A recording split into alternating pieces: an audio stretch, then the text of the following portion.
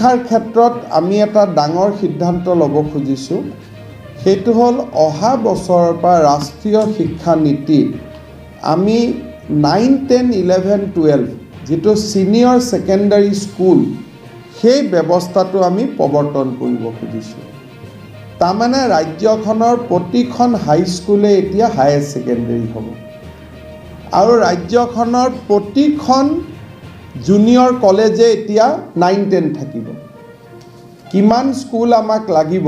5,600 school আছে। ইমান school আমাক নালাগে। হয়তো ক'ৰবাত এমেলগামেশ্যন কৰিব লাগিব, ক'ৰবাত আপগ্ৰেড কৰিব লাগিব।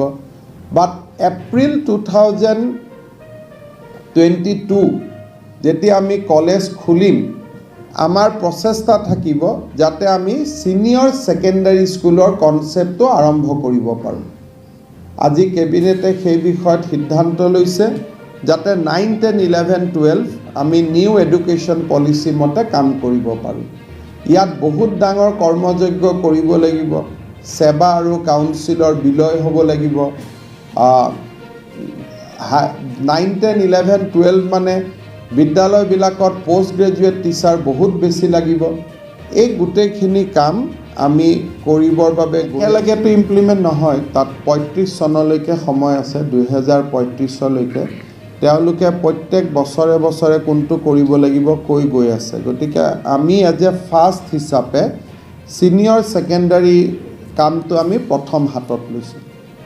আৰু নেশ্যনেল এডুকেশ্যন পলিচিখন আজি ৰূপায়ণ কৰিব নালাগে। It will go' up to 2035। আমাৰ প্লেন আছে যে আমাৰ গোটেইকেইখন engineering college should be included in the Washington Charter so that we become a partner in the global technological movement. So already এই দিশত কাম আৰম্ভ হৈছে।